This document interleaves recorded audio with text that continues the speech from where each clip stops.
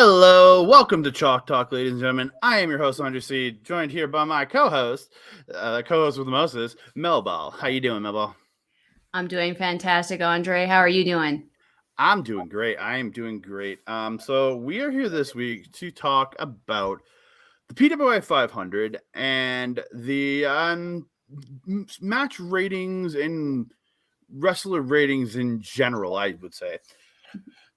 Because the PWI 500 just dropped this month, and it's been a point of contention I've seen with a lot of people online that I follow. There's been a lot of people complaining about certain wrestlers not being where they should, things like that. And that's one of the things I like. It really picks me when people look at like star ratings and other things, but don't want to you really truly feel their opinion. That's the real biggest thing I have. I have a problem with the ratings in a sense, but I still enjoy looking at the ratings every year because I like seeing who's on top and who's number one, who's number two. But it's for me personally, it's not going to stop me caring about somebody because they're farther down the list. Like looking at the list this year, the top 10 for the men's this year, one of the ones surprises me, which it shouldn't be surprising, is El Vikingo or El Hijo del Vikingo. He had a great year in Mexico, but not a lot of people paid attention to him. No. Where this coming out, him being in the top 10, is actually a really good thing for him, and I think it's AAA he's in. AAA, yeah. AAA itself to give them a real big focus, I think, this year, because I'm not sure when the last time a AAA guy was in the top 10, but to see that is actually really encouraging. Is why a reason I like looking at these is because these guys show up with guys that you've never seen before sometimes, and but it's people getting mad about where people are placed is what really bothers me in ratings like this. And actually, you mentioned Hijo del Vikingo. He was actually someone who I just recently started seeing over the last couple of weeks after what was his name? Gringo Loco was recently here. I had heard that he was actually going to be going to Mexico to do a AAA tour. So I was like, hey, I might as well get into this. Yeah. And honestly, Vikingo was immediately the first one that I zoomed in on. Essentially, I was like, wow, where has this little guy been? You guys have been keeping this one a secret from us, that he should not have been quite so secretive. I was pleasantly surprised to see him in the rankings. But again, as you had mentioned, because maybe their talent's a little guarded. I don't know. He really hasn't been kind of broadcasted in the same way that some other people in that top 10 would be, like the number one Roman Reigns, or I haven't looked at the whole list here yet, but like Roman Reigns, Okada, Punk, Adam Page. He's not as obviously well known as some of these guys, but man, he should be. Well, yeah, he was originally, I think, at one point supposed to take on Kenny Omega before Omega ended up after he dropped the AEW title. He was there. I think they were originally scheduled to face a few weeks after at a AAA show, but Kenny ended up having to take time off because the injuries had mounted like crazy. So they ended up vacating, and Vikingo won the title in, I think it was a fatal 5-way. It had Jay Lethal, Bobby Fish, and a couple other people. But like the fact that I think, and I really do think he probably was going to be taking the title off of Kenny. So I think there would have been a bigger deal made about Vikingo if they had said he beat Kenny Omega. I think that would have got a little more press, but it ended up being in a 5-way. Yeah. But like I look at the list and I look at like Big E being on the list. Yes, he had a very good year. But you got to remember, the way they judge this is from July to June of the next year. So that was this list is from July of 2021 to June of 2022. Okay. Big E from July of 2021 till about the end of the year, was it, or start of this year, when he hurt his neck, right? He was having a great year, won the title. He was having a very good run. So for him being at high, I think part of it is there is a sympathy factor in that, being he's out injured. He had a good first half. You want to put this guy higher on the list. I think that will affect in a sense. But also seeing a name like Jonathan Gresham, who had a heck of a final, like 6 months of 2021 with ROH, like ultimately deserves it. And then 2022 was a bit spotty for him. We can say that with not occasional appearances on AEW, like not many. And I guess on Impact too, I believe. Yeah, and even the thing is, him losing his ROH title is not, I do not think, it is not even in the consideration of this list, because they would have cut it off at the end of June. He lost the title in July of this year. So, like, if you really put together his back half of 2021, and with Terminus also, his own promotion starting up, and him there, I think he absolutely deserves to be there. But the biggest thing for me is people saying this list is gospel. It really isn't. Again, it's based on their criteria of win-loss record, what championships you've won in that year, the quality of competition you face, your major feuds, and the prominence of who you are within your promotion. Now, I've heard a lot of people yelling about, why is Will Ospreay so low on the list? For me personally, I'm a huge Will Ospreay fan. Like, he is my number one wrestlers going today. But I understand why he's so low on the list, because he's lost more than he has won in the past year. Like, when people are yelling and screaming about, oh, Will Ospreay's on the list, according to their criteria, probably not. Because yes, he's faced Okada at Wrestle Kingdom. He's faced some of the top guys in the promotion, but he lost in the semifinals of the New Japan Cup to Zack Sabre Jr. He's lost, like, he won the United States title, but he's lost so many other matches in that year span. Plus, you got to remember, he was out for a month with his kidney infection, and he didn't get back into a ring until I think it was late August, early September. Was the first time he actually got back in a ring. So, and a lot of those matches early on in the later part of 2021 were like Rev Pro and Warrior Wrestling and things like that. Yes, he had some appearances with New Japan and did a bunch of matches there, but he took a bunch of losses. He lost in the main event of Wrestle Kingdom. Like, so you got to look at, yes, he deserves to be on this list, and he deserves to have a prominent spot, but 27, I think is a pretty appropriate spot for him, even though I think he was my wrestler of the past decade for me personally. But for what his record is and the criteria of this list, yes, it is purely appropriate where he sits. Braun Breaker, who is one spot in front of him, if I look at the criteria, maybe he should be higher in a sense, because his only blemish is losing the title to Dolph Ziggler at one point. So, and he's been nothing but a winner throughout this entire year, other than the Ziggler loss. So maybe he deserves to be higher. I don't know. I really don't know. And that's why wrestling is really just so awesome, because how many hundreds of thousands of wrestlers are there actually, out and about and training and wrestling professionally, being paid to wrestle, and they're not on the list, and they are great wrestlers. Maybe they're better than someone like Big E or Braun Breaker. Don't really know who that one is. NXT champion. Yeah. And WWE, that's probably because of why I don't know. But like, it really is. It definitely kind of sounds like I've heard of this list. It hasn't always been something that I've kind of put on a pedestal of oh, this I'm not gonna like this wrestler because they weren't in the top 20 or whatever. How I feel about Will Ospreay, how you feel about Will Ospreay are actually pretty similar. However, again, based on the criteria that they had laid out, it's pretty clear, the rules and everything like that. And like you said, it shouldn't be something that's gospel. It should really be something that people kind of look at and have almost like an introduction to the wrestlers that are on this list. They should kind of look at it and be like, hey, I've never heard of this person. I should find out about them.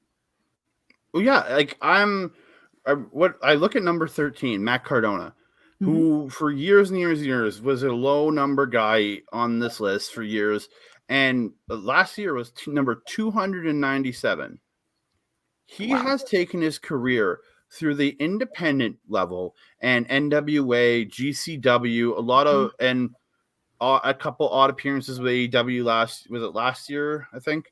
But like he's really turned his career around. He has made himself probably one of the biggest names going on the independent scene today, and it really shows. Like they recognize what he has done. He won the NWA title. He was the game changer. He gave himself an ECW title in Game Changer Wrestling. Like I think at one point he won the Game Changer Wrestling Championship, and I think Moxley was the one to take it off of him. But he was doing a whole gimmick like, I'm a sports entertainer. I'm the WWE guy. I'm that guy to piss the fans off. But I think he's had a wonderful year. And at 13, I think is a beautiful spot for him because it just shows what a guy can do when he really tries to build himself on the indies and do really, really well. Lucky number 13, huh? Yeah. But and then you look at Jay White.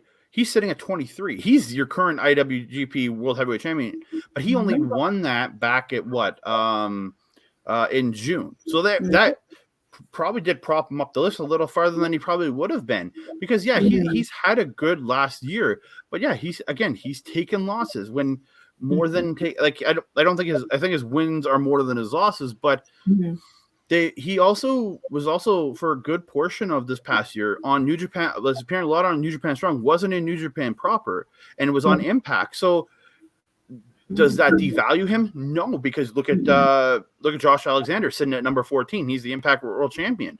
But was he? It's the prominent. The other things are were you in prominent feuds and storylines? What was the caliber of your opponents that you were facing? Those are the other things that they got to look at. And Jay White sitting there, I think, is actually especially with a title win in June. I think that got him a little higher than he would have been. But it's again, these lists are purely subjective to the editors of Pro Wrestling Illustrated and their criteria. It's not subjective to what the rest of us care about, like what we all care about. Yes, for the most part, we look at this list, and a lot of us can see our top favorite wrestlers on this list. And is Roman Reigns my favorite wrestler in the world? Not even close. I don't watch WWE regularly. I follow it through a lot of podcasts and other things. So I'm a big fan. I watch AEW, I watch New Japan, I watch Stardom, and I watch other random indies I can. And if somebody says WWE match is great, I'll watch it. I watched the main event from Clash of the Castle between Roman Reigns and Drew McIntyre. I thought they had a hell of a match. Good. But Roman Reigns deserves to be where he is because he is not taking a pin. He has not been pinned since 2019. I think it was September, September 10th-ish, 11th of 2019. When he was last pinned by Baron Corbin or whatever he was called at the time. That was the last time he was pinned. So for a guy to go 3 years without being pinned and winning 2 championships, being the most dominant person in a company, 100% deserves a top spot. And especially like we mentioned, based on the criteria for it, absolutely. I'm not going to disagree with you there.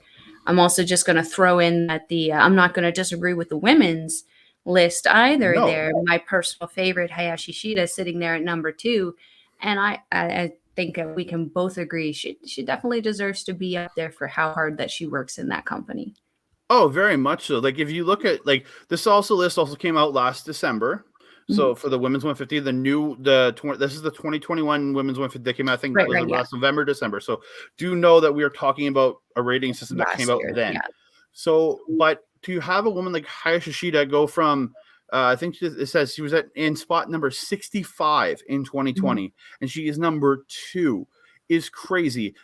None of the top 5 are in the top 5 this last time. The women's 150. It was the women's 100 the year before. It became the 150 this year, but the top 5 women aren't in there. The closest is Sasha Banks at number 6.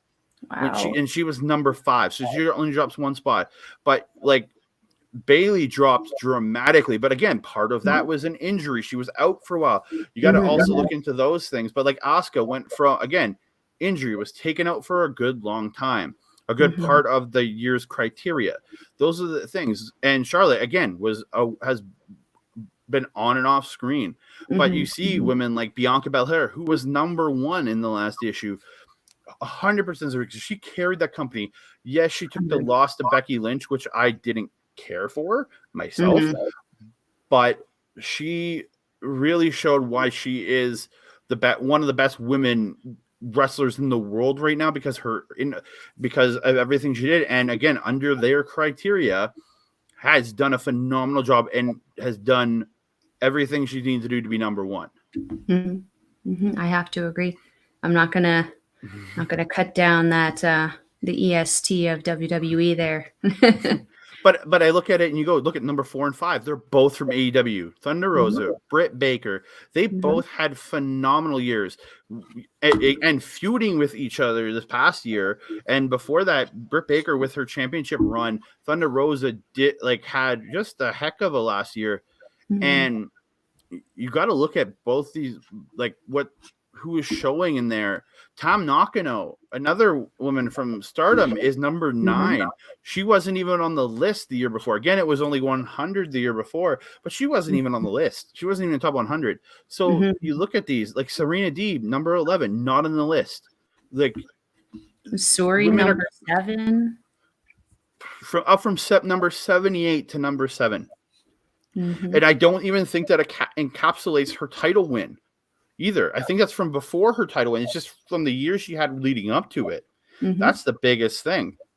So you really got to look at it when people are looking at these ratings and these lists of who's the best and who's everything. Because like I have friends from the local independent wrestling community that were on this list in the low 400s. Bobby Sharp, Chris Parrish, to name 2 people I know quite well. They both were on this list multiple years, and neither on the list here. Danny Duggan, who I've worked for in the past as a ring announcer, he used to make this list all the time. He was on this list multiple times. Sidney Steele was on this list last year at like 440 or up around there.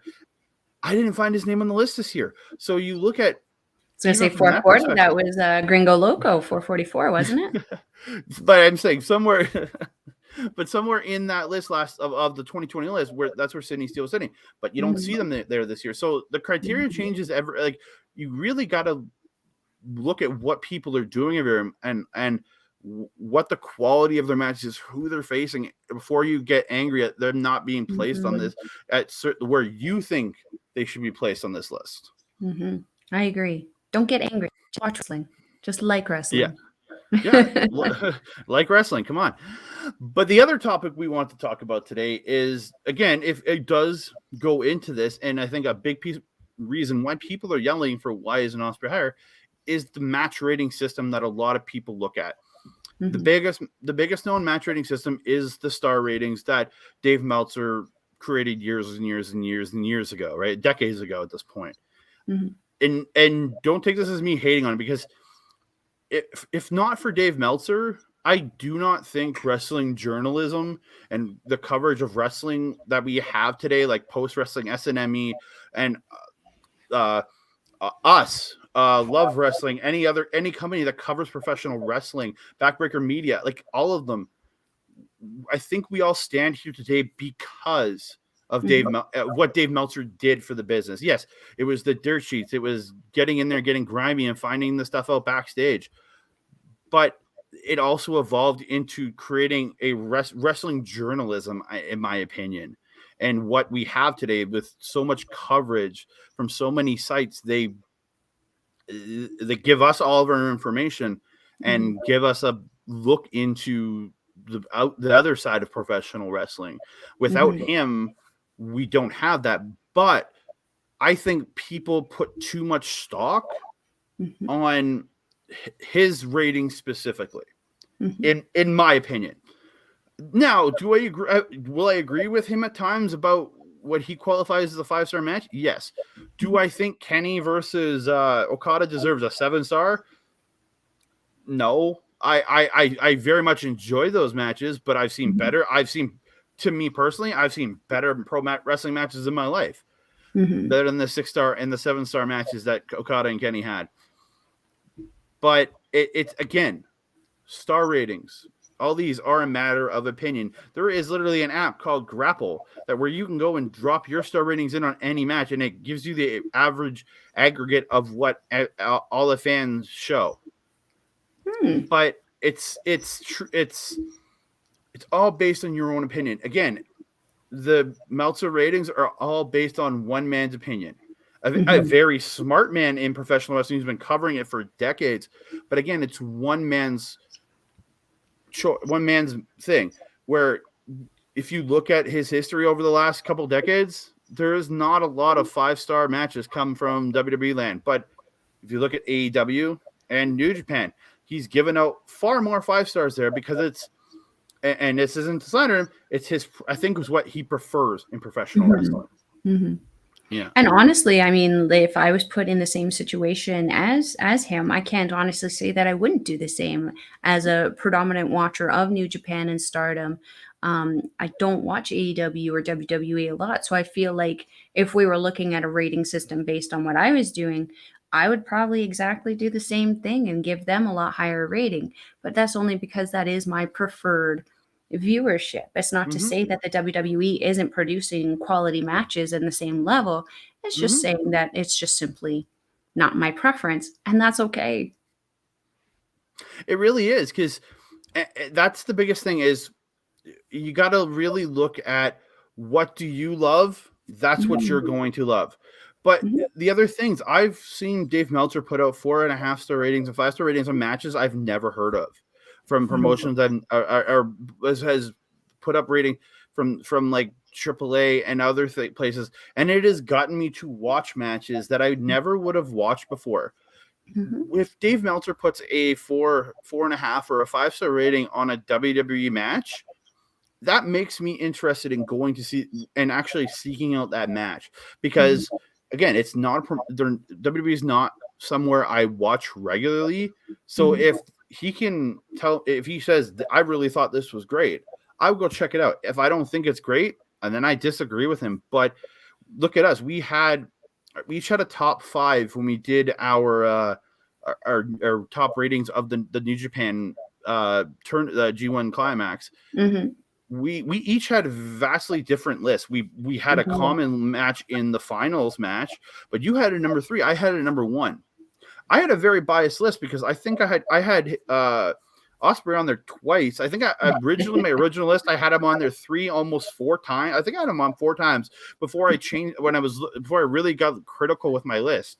So like I have a very big bias in who and what I think is great and who I think produces the best, because it's what I enjoy.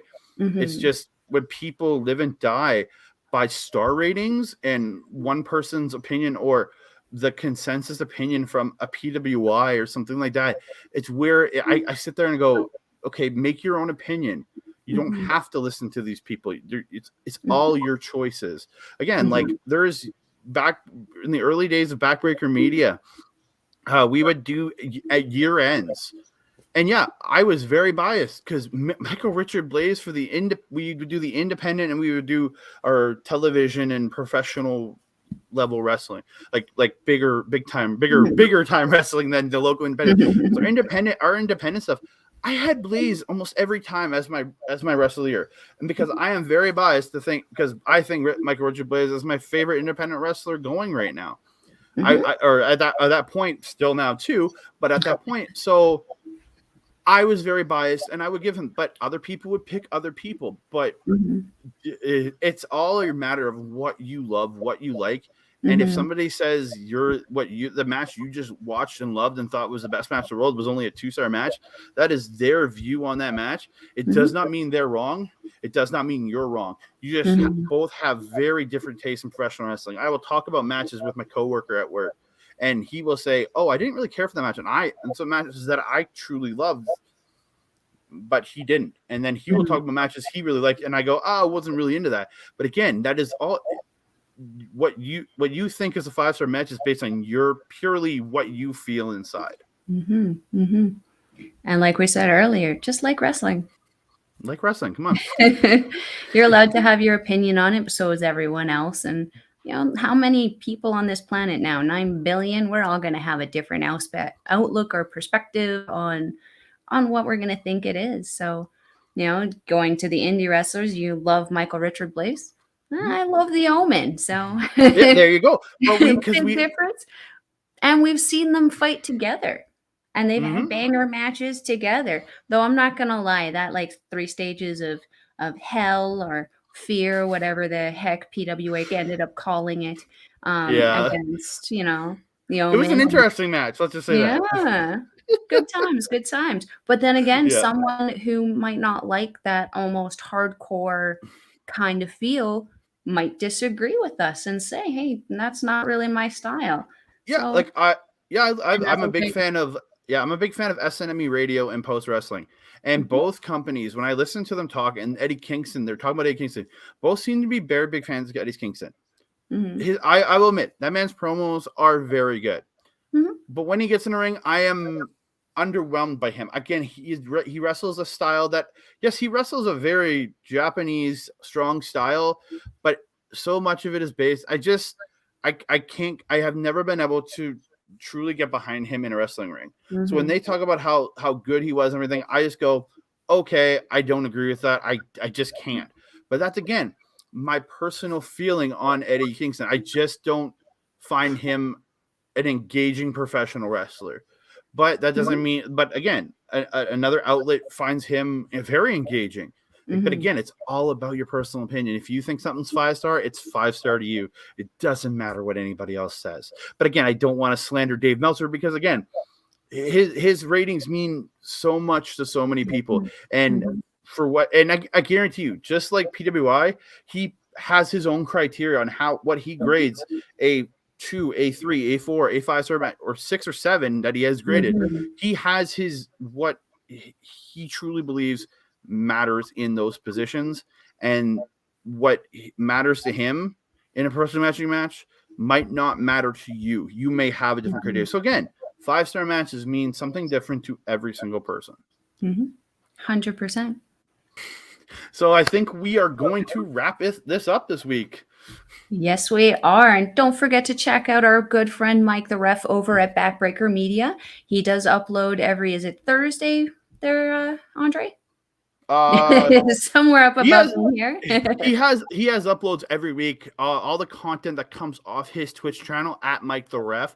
He has it all coming. He has all his stuff from there. Then he usually after we drop our show, he will usually put this same episode up on his channel about 4-ish days later. A rough handful of days later. So we thank him very much for giving us an outlet on Backbreaker Media.